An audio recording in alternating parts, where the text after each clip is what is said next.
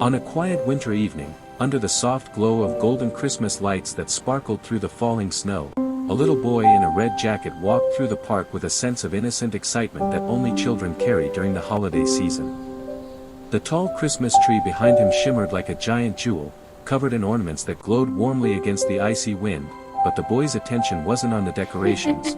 He had spotted a lonely man sitting on a bench, dressed in a sleek black suit that looked far too formal for the festive surroundings. The man's shoulders were slightly hunched, as though the weight of the world rested on them, and his eyes were fixed on the snow-covered ground in a way that revealed a deep, quiet sadness. His hair was neat, his shoes polished, and his expensive watch gleamed, but none of it matched the expression on his face, which held a mixture of exhaustion and hidden grief. The little boy had seen people smile, laugh, cheer, and even argue, but this was different. This man looked like he had forgotten what warmth felt like, even though the world around him glowed with Christmas joy. Without hesitation, the boy walked closer, his small boots crunching through the snow, and held out the simple paper bag he carried, inside which he had a few homemade cookies his mother had packed for him. "Mister, don't cry," the boy said in his soft, bright voice, even though the man wasn't crying, not visibly at least. The man lifted his head in surprise, his eyes meeting the boy's wide, hopeful gaze. Something in that tiny face, maybe the innocence, maybe the sincerity, made his heart stir after what felt like a very long time. "You can borrow my mom," the boy added with a proud little smile, offering the cookie as if it were a priceless treasure, and the man exhaled a breath he didn't realize he was holding. For a moment, he didn't know whether to laugh or to break down, because the boy's kindness struck straight through all the walls he had built around his heart. The snow continued to fall like tiny diamonds from the sky as the boy waited, still smiling, unaware of how deeply his innocent gesture was touching the stranger before him. Before the man could respond, soft footsteps approached from behind, and a gentle, warm voice called, "Sweetheart, what are you doing?"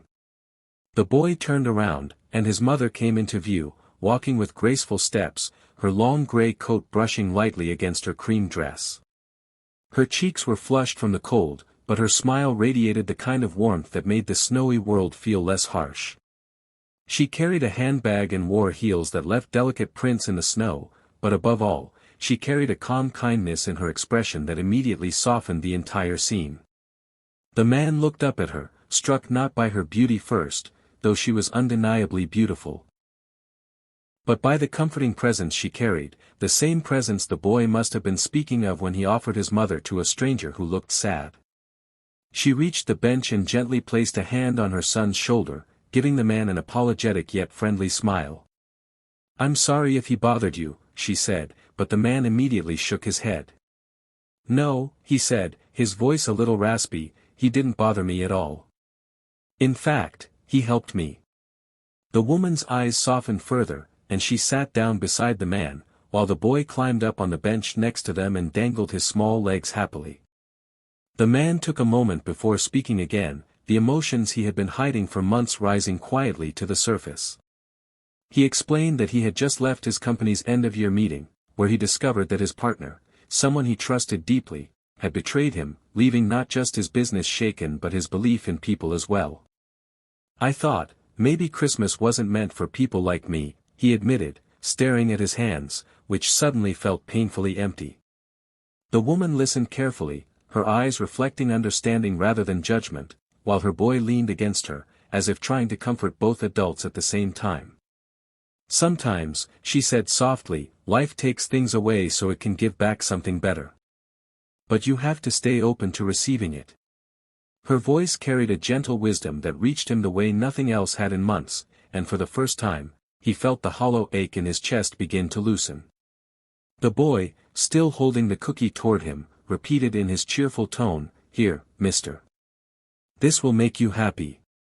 And somehow, the man believed him. He took the cookie, even though it was slightly broken, and smiled, really smiled, for the first time in what felt like forever. Snowflakes clung to his hair, the Christmas lights glowed like tiny suns around them, and the cold nights suddenly felt warmer, not because of the weather, but because of the unexpected kindness of a small boy and his mother. In that moment, surrounded by the soft whisper of falling snow, he realized something simple yet powerful: sometimes the greatest miracles arrive quietly, in the form of a child's innocence and a stranger's warmth. And on that snowy Christmas evening, a lonely man found not just comfort, but a glimmer of hope, brought to him by a little boy who offered his mother as if kindness was the most natural thing in the world, and by a woman whose presence felt like a light strong enough to guide him out of the darkness he had been lost in for far too long.